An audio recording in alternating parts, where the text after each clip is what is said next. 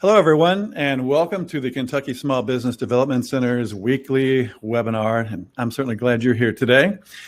So we're going to allow a few minutes for everybody else to kind of join our event. And while in the interim there, I'm going to share a little bit of information about the Kentucky SBDC as the only statewide nationally accredited program that provides entrepreneurial and business development services. The Kentucky SBDC plays a vital role in the Commonwealth's economic development by assisting entrepreneurs at every stage of their business life cycle. For almost 40 years, Kentucky SBDC has assisted emerging and growing businesses by providing the professional expertise, tools, and information necessary to make sound business decisions in a complex and ever-changing marketplace. We do this at no cost to our clients, thanks to the U.S. Small Business Administration, who co-sponsors our program, which is then administered by the University of Kentucky, who then partners with regional universities, colleges, and local economic development agencies. We're also part of a national network, America's SBDC, with over 1,000 centers across the nation. To learn more, visit KentuckySBDC.com. There you'll find additional resources to help start, fund, and grow your business. If you'd like to request personal assistance, please email us at info@KentuckySBDC.com or just give us a call at 1-888-475-7232. And a recording of today's session will be emailed to you later on this afternoon. If you look to the right of the screen, you'll find the chat feature. So if you have any questions for our presenter, and I know we'll have a bunch today, please, you can post them there and we'll answer them at the end of the presentation. So if you wouldn't mind, please try it out and say hello and tell us where you're from. So we're getting a bunch of folks. There's Justin from Northern Kentucky and Berna from Harlan County. Wow. So it's always great to see where everybody's coming from. I'm Dave Etkin. I'm the director here at the Louisville Center, the Louisville, Kentucky Center. And we are one of 13 centers spread across Kentucky, part of the Kentucky SBDC network. So today's guest is one of my favorite people, Cathy Fyock. And I'm going to tell my story on you, Cathy. So okay. a few years ago, you were nice enough to do a seminar for us here in Louisville. But at that time, you were an HR consultant, and you did a nice seminar on HR issues with some of our clients. And so you and I were just kind of chatting on the side, and I said, so how's it been going? What have you been up to? And you said, well, I wrote a book. And I said, wow, that's cool. Tell me about that. How was that? And you said, it was a lot of work. But then you said, well, but after I published that book, my career really took off. And then there was about a year or so that I didn't see you. And the next time I ran into you, I said, well, how's the HR biz? And you said, I'm not doing that anymore. I'm an author, consultant. I'm helping people write books. And so we've had a bunch of other guests on Wednesday webinar here lately about copywriting and blogging and stuff like this. And this is all content, and putting all that together is into what you do into a book is just like the culmination of everything that you created. And it's such a great marketing tool. So with that, I'm going to get out of the way and just let you kind of jump in, and let's go from there, because I know everybody really wants to hear about how they too can publish a book. Okay, fabulous. Thank you so much, Dave. Well, I am super excited to be here and talk to you about how to use your content and reuse your content so that you are growing your business. Let me start out by saying something that may be a little surprising. A lot of times I'm asked, well, you must like to write. I mean, you're an author and you're a book coach, so you must love writing. And here's my big secret. I do not like to write. I really don't. I think it is really hard work. As Dave was saying earlier, I think it's super hard work. But here's the thing. I believe that this is hard work that makes a fabulous payback. And there is incredible return on your investment from your time and your energy and your hard work, because there's something magical about a book that gives you more credibility, more visibility, or even if you're just putting your content into a blog, it can really do wonders for your business. So that's what we're going to be talking about today. I'm going to give you a heads up that this is going to be not one of these sit back and eat your lunch and just sort of listen. This is going to be one of these, I want you to find something that you can write on without closing out the webinar, of course, but find some writing tools, and we're going to be actually doing a lot of writing today. Some of the writing I'll ask you to do in the chat so that we can have sort of a conversation of sorts, and this will be great. This will be great. Now, one of the things I want to do to get us started is I am going to share with you my writer's pledge.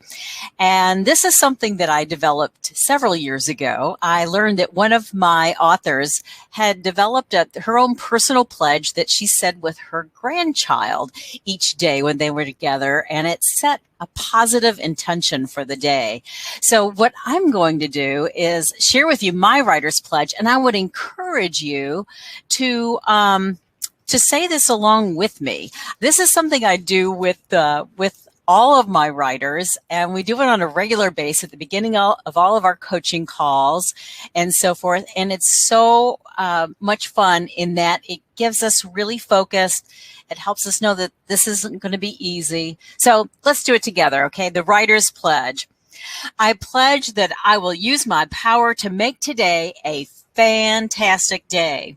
I will block writing time on my calendar, and I will honor that time commitment and hold it as sacred creative time. I pledge that I will not allow my negative voice to guide my thinking or stop my creative process. I will surround myself with people who love me and support my writing. I pledge to tell my story, to share my experiences with authenticity and without apology. I know that in telling my story, I can provide others with the gifts of hope, wisdom, and joy.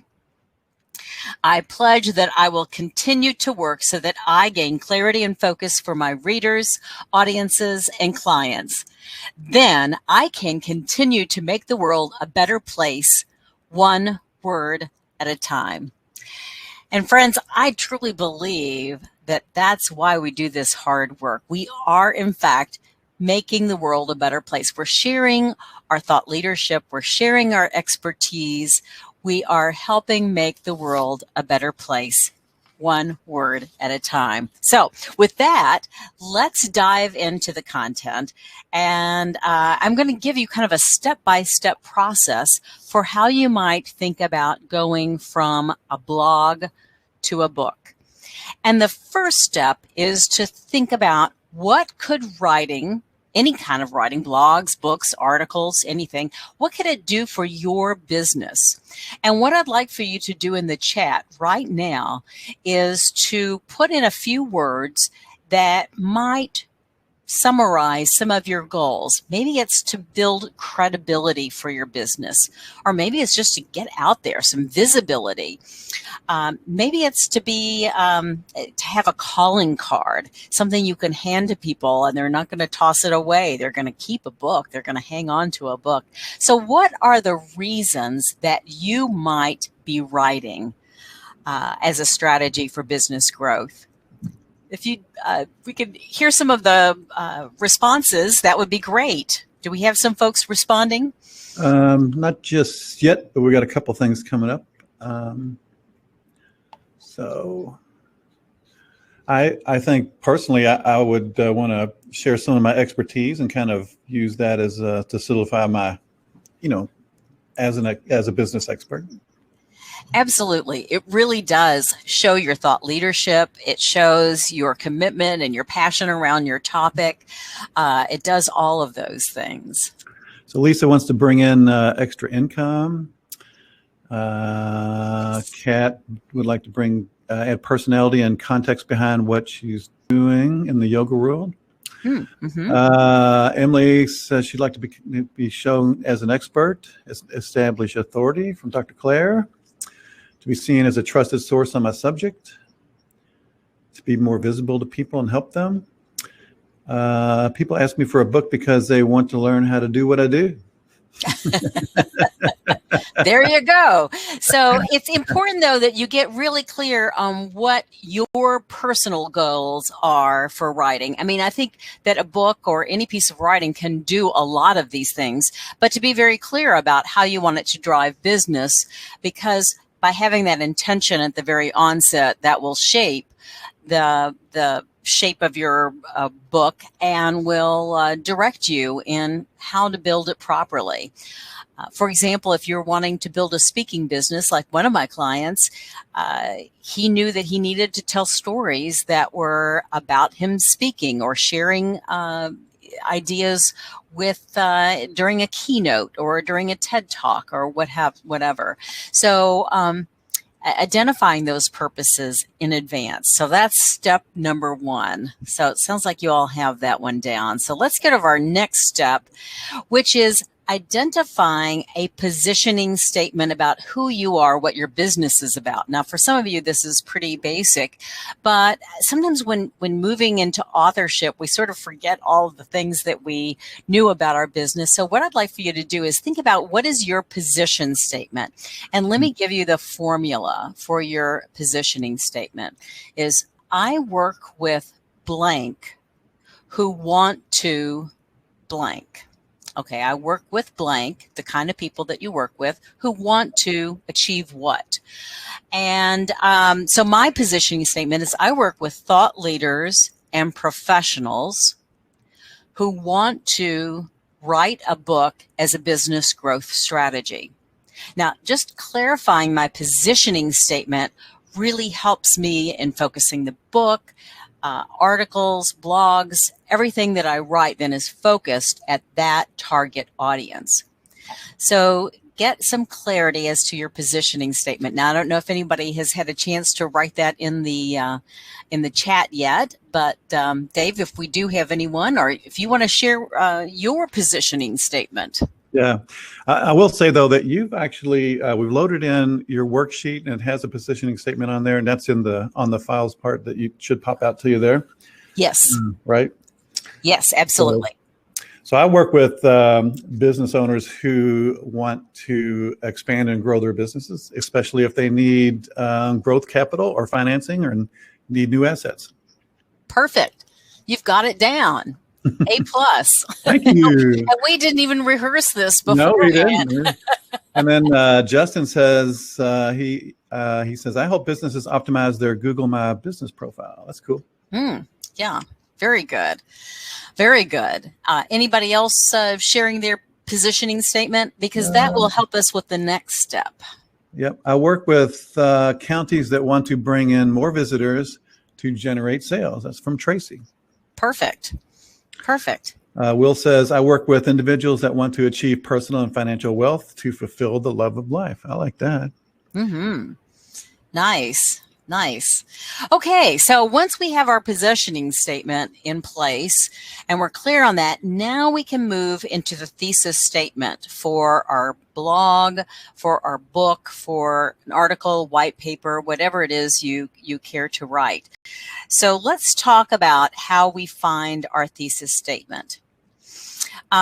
What I have been doing in my business is I have these fabulous magic buttons, and I'm sort of sad in a way that I can't be with you in person because I usually have these with me and I give them to folks in the audience. But they say, ask me about my book. So I encourage everyone to grab one, put it on, and walk around the room, and then, you know, if you're wearing a button like this, it really does invite someone asking you the question. So, hey, tell me about your book. And then you have to talk about your book. And the answer to the question is really your thesis statement. So if you were asked, what is your book about? What is your response? If you had to put it in a few words right now, do that in the chat. And put in the answer to the question. So, tell me about your book. What's it about? Oh, man, that's a hard one. I know. So, what is it? And it's hard because sometimes we think it's the topic. Well, it's about my first book was on the aging workforce. Is it about the aging workforce? Well, that's a little too broad. It doesn't really give a position on what the message is. But if I told you that my first book was for employers and it was for strategies for hiring and engaging an aging workforce, now you've got more of a sense of what the book is about, kind of what the focus of the book is about. And that's what you need to get that level of focus, is what is your positioning? What's the moral of the story?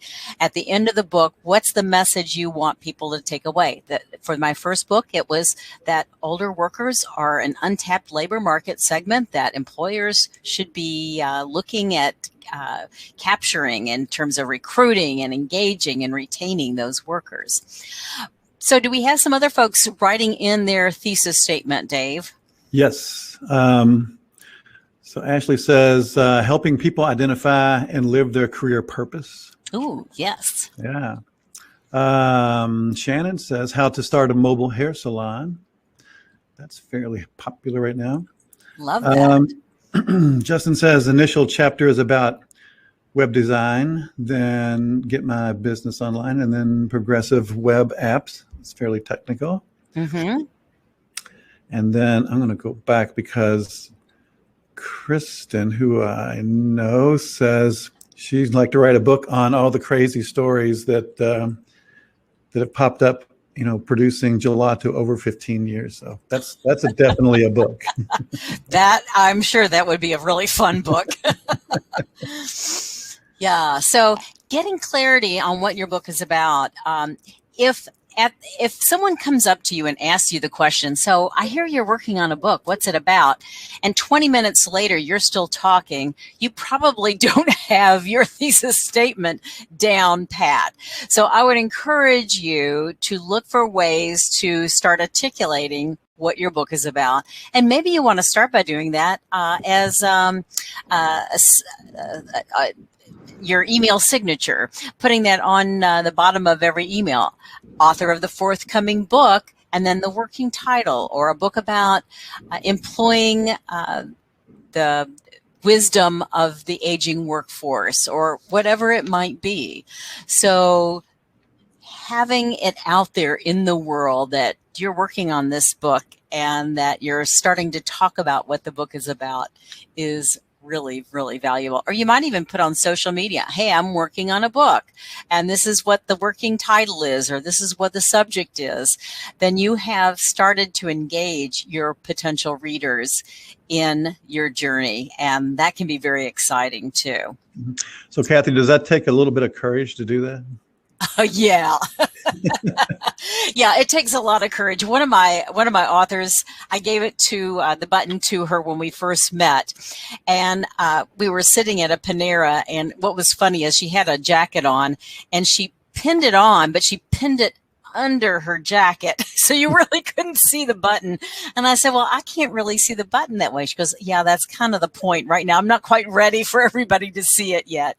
But the next time I saw her, she said, it took me several weeks, but eventually my button is out there and I'm wearing it now, and it does do magic. There is absolutely magic in this button. So yeah, but it does take a tremendous amount of courage. Because you're saying to the world, I'm stepping into my thought leadership. I'm going for it. And that's a little scary. Yeah. So let's talk about the next step. Once you have defined your thesis statement for your blog or an article, white paper, or your book, the next step is to really hone in on your targeted reader. And this should be aligned with your targeted customer. So who is your ideal customer? How might you define your ideal customer? And therefore, how might you define your ideal reader? What I'd love for you to do in the chat is to put some keywords that would identify your targeted reader. And what I'm looking for here is not only demographic information, but also psychographic information. Are these folks going through a transition or a change? Are they distressed about your subject matter? Are they fearful? Are they confused? What is their mental state as it relates to your topic? Getting good clarity on this is really great. So again, in the chat, if we have some folks who have shared some of those ideas about who is their ideal targeted reader, targeted client, that would be great. Okay. So just to clarify, so would you recommend kind of just doing one word descriptors, or would you write like a little? Yeah, I'd write a series of words. I think that maybe is the fastest way. You could just in the chat put female, over age 40, professional, or, whatever, whatever those words might be. Okay. All right. So let's see here. Because what I'm learning is the more you can really identify with your ideal reader, and for that matter, your ideal customer, the more on target you're going to be in terms of addressing their needs and responding to their questions, which we'll get to in just a minute here. Okay. So Kristen says, someone who enjoys culinary memoirs like Ruth Rachel, or off the beaten track businesses like Brewing Up a Business. Good. Lisa says female clients that come to the salon. Okay. Are they looking for a change? I would like to hear something more. Are they looking for something for that special day, or are they looking to reinvent themselves? The more you can identify some of those other characteristics other than just female coming to the salon will be really helpful for you. Tracy says families with kids or multi-generational or groups of friends.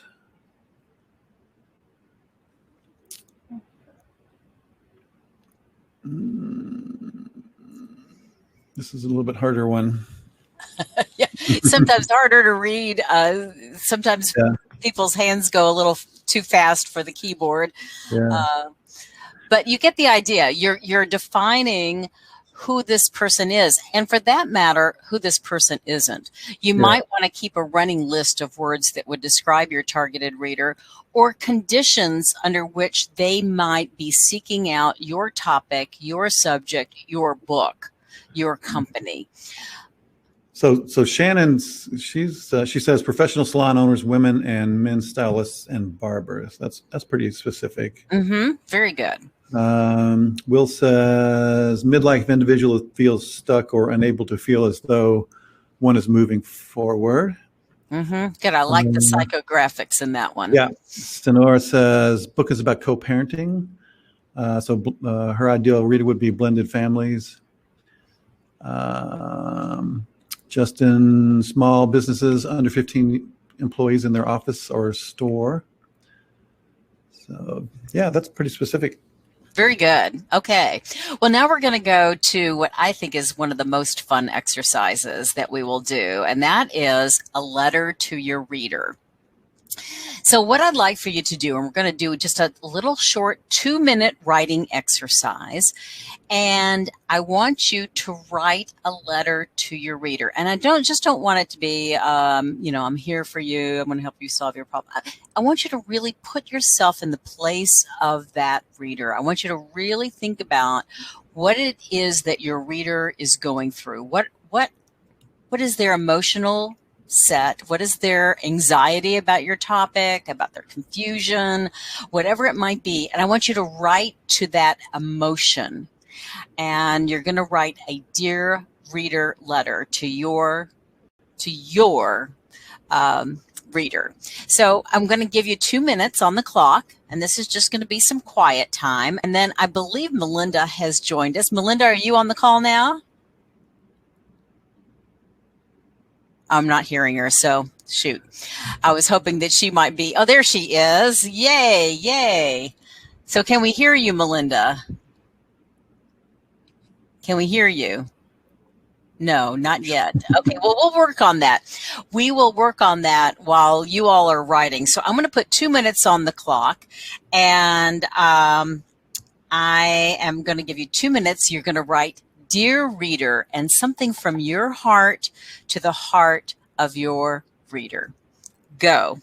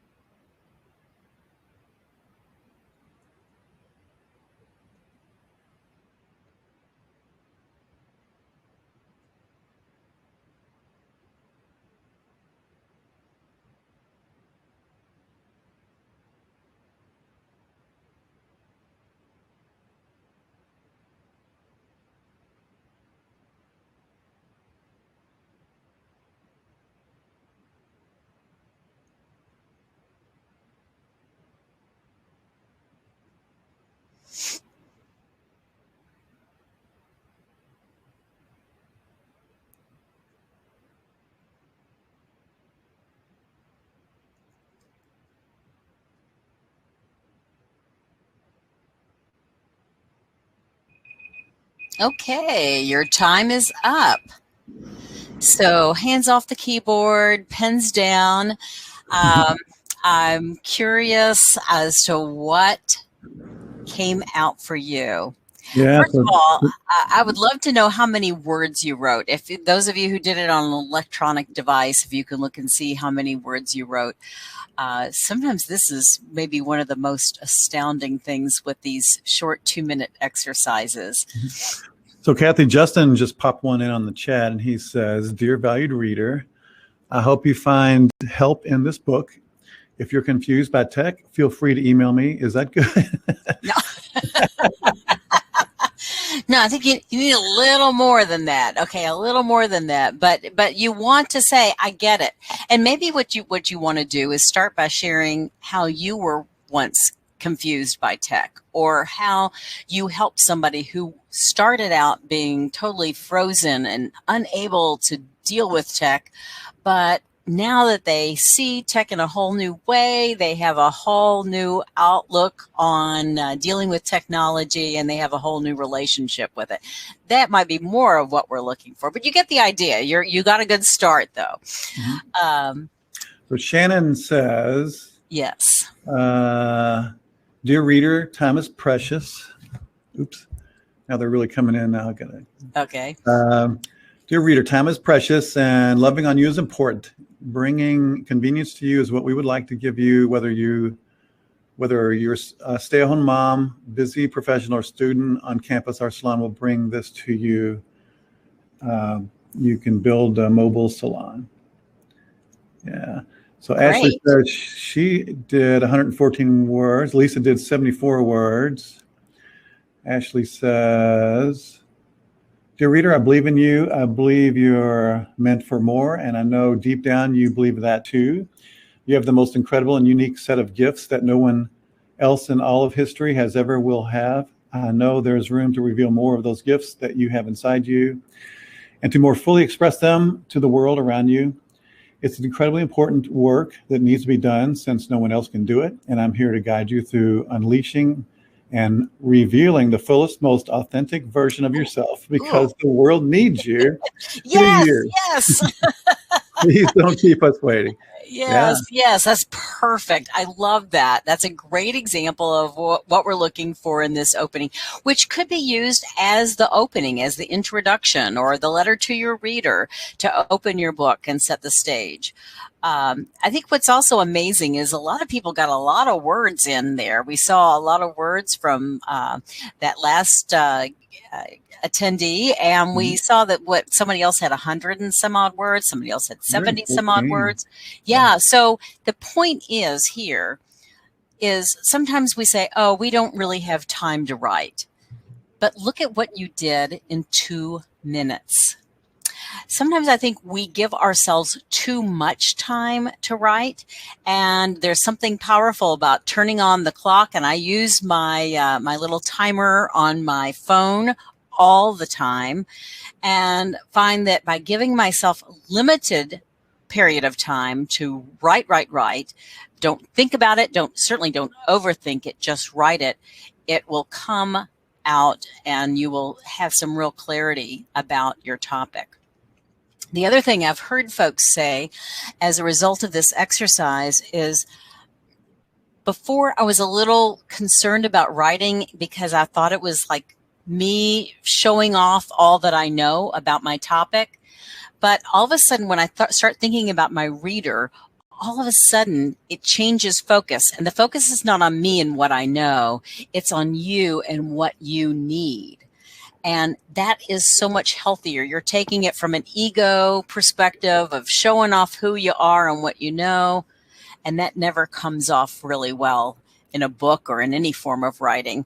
To focused on the reader. What is their need? What is their concern? Where are they coming from? What do they need to be successful? And showing your reader that you get them, that you understand them, is so important. And that's what this exercise is all about. Good. Any other comments, Dave, from this exercise? Yeah. Will says, "Dear reader, you and only you create change. Everyone else is along for the ride. To do is to motivate and your motivation changes you and everyone with you along for the ride. Melinda says, dear reader, you've got this. The reason you are here, you are asking questions, is because you know you have things to offer and things to learn. Someone helped me, and now I am here to help you. We each come to this place with a unique perspective and knowledge that only we have discovered.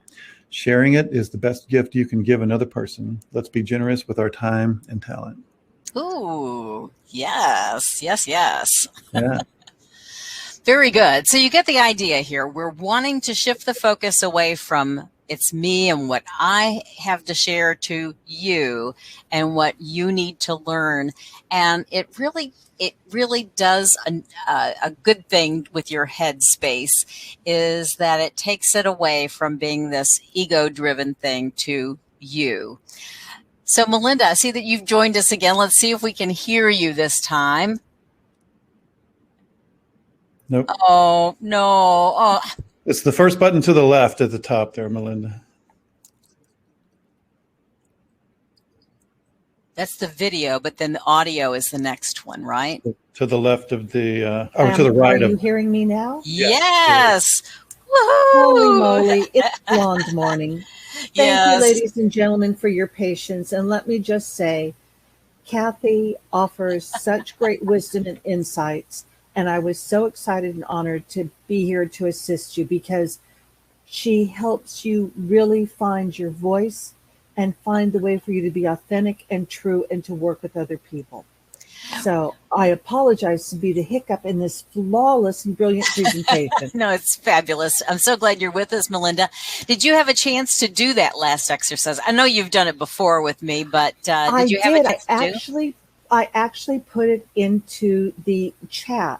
Oh, so we actually heard that. Yeah, yes. I did read that to you. Yeah, I did read that. Perfect. And okay. Because I thought you weren't going to keep me from being here. There you go. My third microphone. Please continue.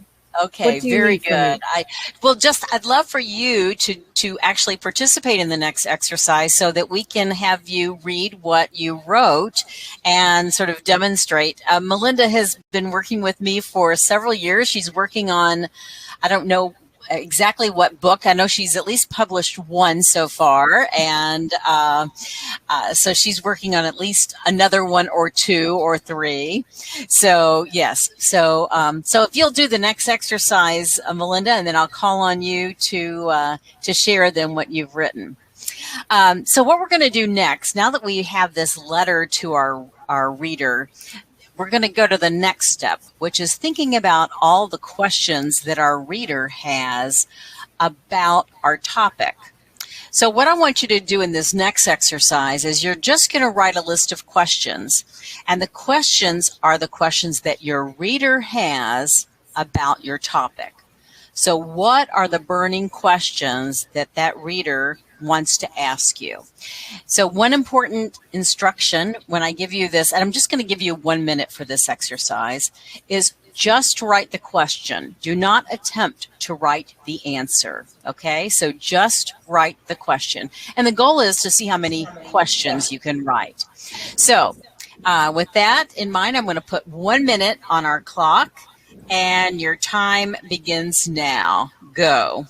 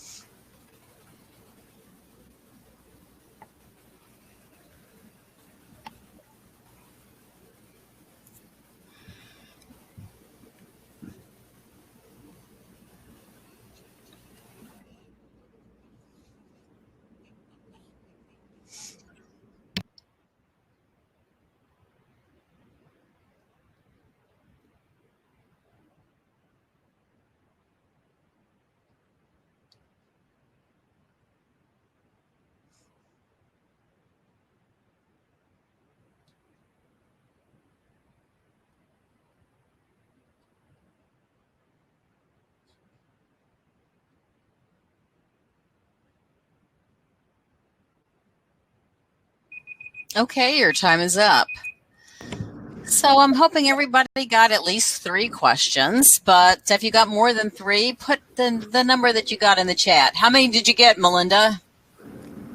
2, 4, 6, 8, 10, 12, 14, 16, 17. Yay. Yay. Man. Now, you've done this exercise before, so you knew about the power of it. But what can you do with those questions? What have you done before, and what might you do again this time, Melinda? Well, I'm just going to give you my questions because they're sort of a roadmap of the things we ask ourselves, I believe, but they're also the questions everyone's going to ask. Perfect. How do I start? Where do I start? Am I enough? Who am I? There are people that know more, I'm sure. Why me? Why now? Who am I to be doing this? Why not me? Why not now? What is my favorite thing about this to share? Who can I help? Who helped me? It's awesome. Mhm. Always spot on, Melinda. Thank you for sharing that. So hopefully a lot of you came up with some really great questions that you can do a lot with these questions. One of the things I love to do with Post-it notes is to put 1 question per Post-it. And then you can arrange all of these on the wall and see, oh, I see all of these are sort of chapter 1 questions. They're related to one another. All of these are chapter 3 questions. They go together. And you can start organizing the content for your book this way. Each one of these too might be a blog post. So for some of you who are just beginning and you're just beginning your writing journey, this is a great way to begin. You're beginning with a question. And what I love about beginning with a list of questions is that you're not starting with a blank page. So many authors have said, I hate sitting down to the blank screen. Well, you never have to sit down to a blank screen. You can always sit down to a question. And if you think about it as a real human being asking you that question, it becomes so much easier for you to answer that in a very human way. So I love this exercise, which leads us to our final exercise, and then we'll open it up for Q&A. But our final exercise is to take one of the questions that you wrote and write the answer. Or you can start with this as a prompt. Once upon a time. So either start with the question that you have already written or once upon a time, which is really a recollection of a story, either made up or real, about your topic. So once again, I'm going to put 2 minutes on the clock. I want you to write. Don't overthink this because you only have 2 minutes. And your time begins now. Go.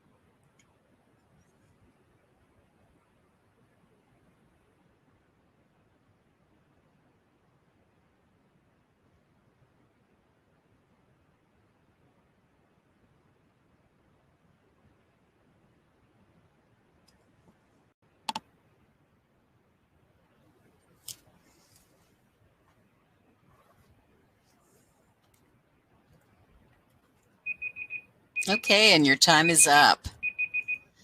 So hands off the keyboard, pens down.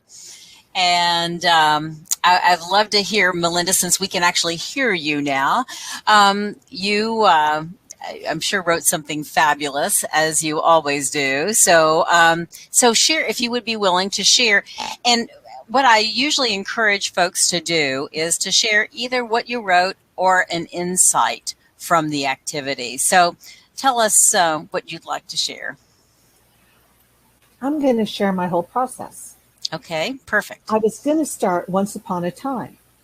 And so as I scrolled down my page, I saw there was one more question I hadn't counted. And I thought, well, obviously I'm meant to do that. My last question was, what can I learn from this? And so that's where I started. Perfect. What can I learn from this? We all think that when we teach, we are pontificating and being pompous, but actually in teaching, we learn so much more. It causes us to reflect, to understand how we share our knowledge and wisdom. We find ourselves rediscovering all that we know and reappreciating things we may have considered unimportant years ago, but have learned in time were actually very important. What do others teach us? We all know our history and current perspective, but elders and newbies to the field teach us so much more. I love it. Thank you so much for sharing that with us, Melinda. I want everybody out there to count up your words.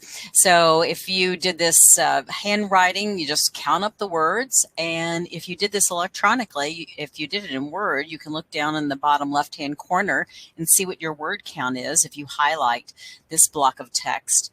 How many words did you write just then, Melinda?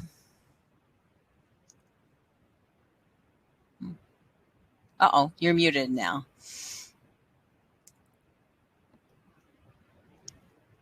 Because I'm a very good person when it comes to muting myself. I think I wrote about 100, 115. 115, very good. Once again, I like to have you look at your word count because you can put a lot of words together if you just let it go. If you are working really hard about creating the fabulous masterpiece, you will write very few words and you will be very frustrated and you will be very exhausted at the end because you are trying to edit as you create. And creating and editing do not go together. When you are creating, you just let it go. When you are editing, you go in there, you dive deep. Melinda, you've been doing this separation of the two for a while now. So talk to us about it. I was going to say, I have 90 words. I have typos. I have all sorts of things in there. I have words that I know what I meant so I can read them to you. But it is in not stopping the flow that you're able to get where you need to be. And between word correct and Grammarly and all sorts of other tools, you can go back through and correct later. But when you stop your process for the nitpick, you disconnect from your hopes and your dreams, and you get caught in the tedium. And the tedium will stop us from going to the best place. So the hardest thing for me is to have those typos. I can nitpick and proofread like nobody's brother. But I've learned to let it go because that allows me to find my best words. Absolutely. So you've heard it from me, you've heard it from Melinda, honestly, and brain science really tells us this too. Creating, the energy to create is different than the energy and the place in our brain that works to edit.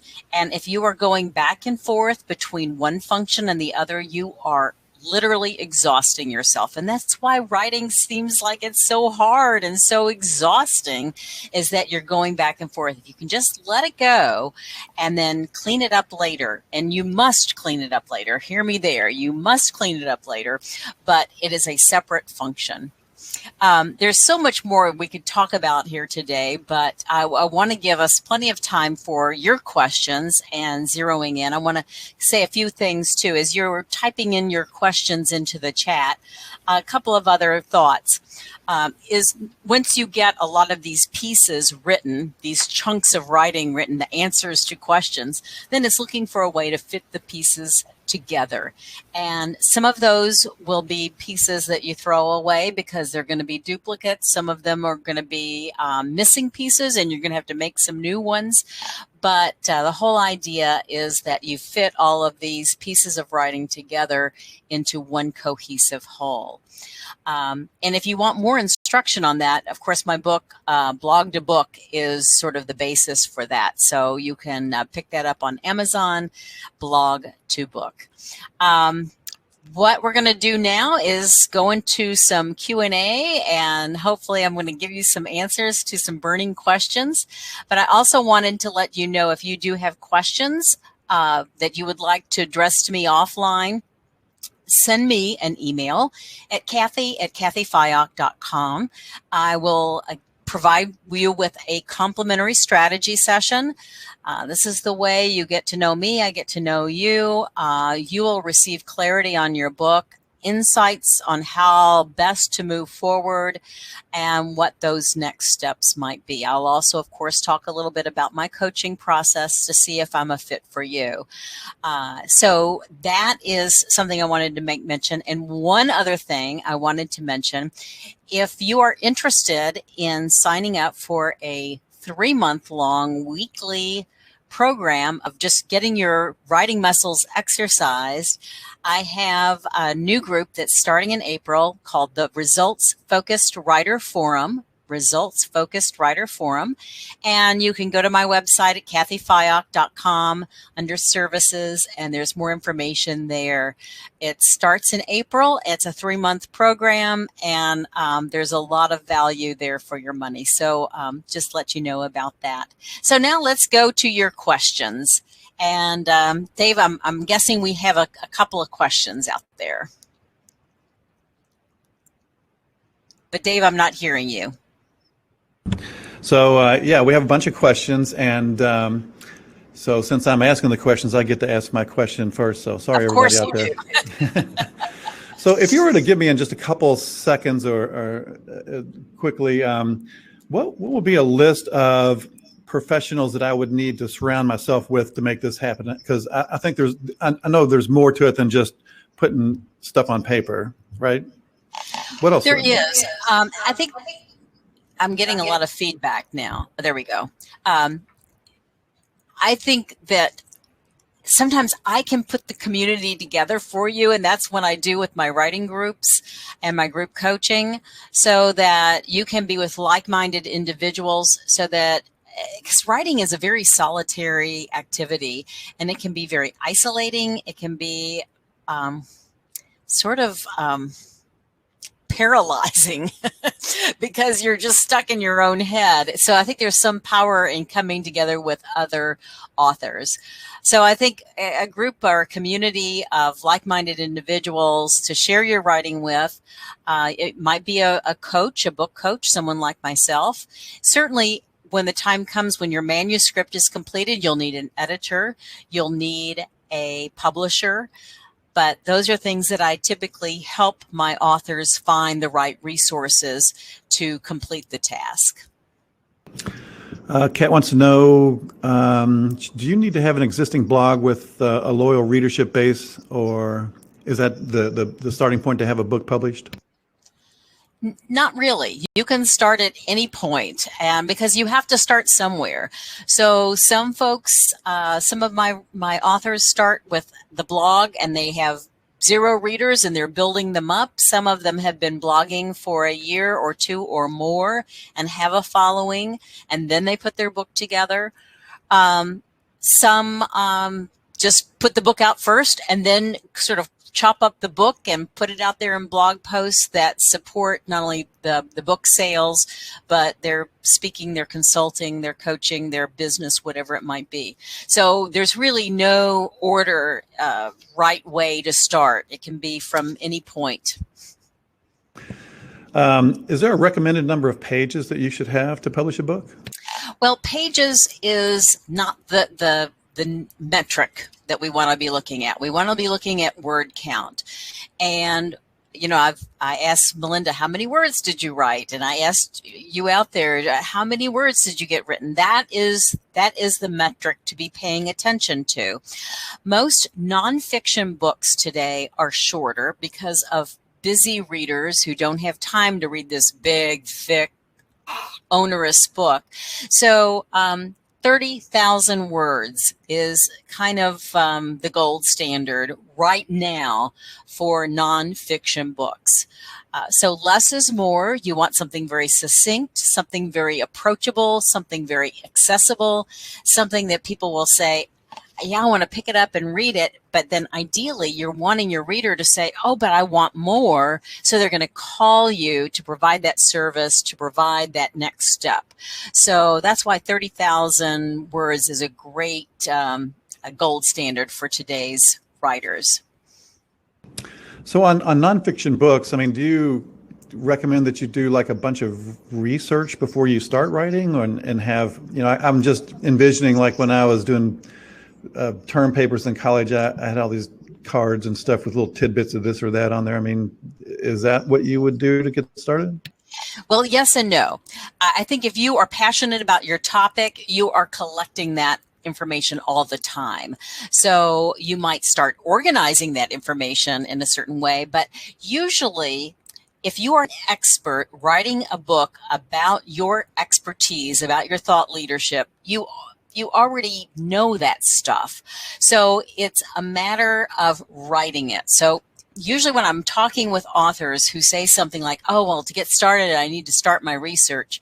It's like, no, you need to start your writing, because research can be productive procrastination, putting off what you really should do, which is write the damn book.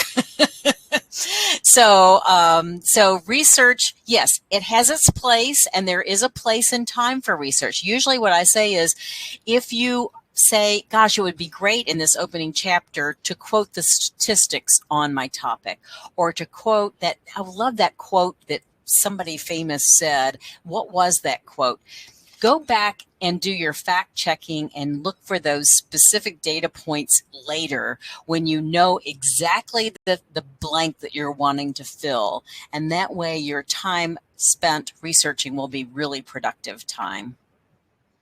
So Margaret says, I noticed most topics are help or education. Any suggestions on wanting to write a book about adventures with your grandkids, I guess? Yeah. Well, I'm working with actually a woman right now who is, she creates play dates with her grandchildren, and they're learning dates, creative dates, where they do art projects, or they explore things together. They may go to a virtual museum or do something like that. But her book is going to be for grandparents about how to orchestrate that kind of experience. And she hopes to go out speaking and talking about that and helping other grandparents or aunts and uncles or other significant family members or friends to help young people become more creative. So it doesn't have to be a business book. I call myself the Business Book Strategist, not because all of my clients are writing business books, but because all of my clients are writing a book to grow a business, to grow a platform, to grow a mission, to grow a message. Got it. Nice.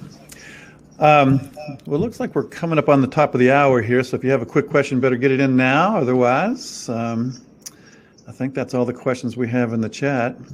Okay, well, if I could just say one little quick thing to wrap us all up and put a bow on this, is that I really do believe if you have an area of expertise, you have a book inside you. I really, really believe it. And so I would just want to encourage you to step into your thought leadership. It probably will be one of the scariest things you've ever done, is to write a book. Am I right there, Melinda? It is super scary, even for those of us who like to write like Melinda, but it's super scary, but it will be the most rewarding experience of your life. So if I can help you with that journey, I hope you'll reach out to me Cathy at cathyfyock.com. Thanks, everybody. Yeah, thank you, Cathy. Thank you, Melinda. It was great to see you. And thanks, everybody, for coming today. And we'll send you a recording of this later on this afternoon. And hope to see you again next week. So everyone have a great Wednesday, and we'll see you next time. Bye-bye.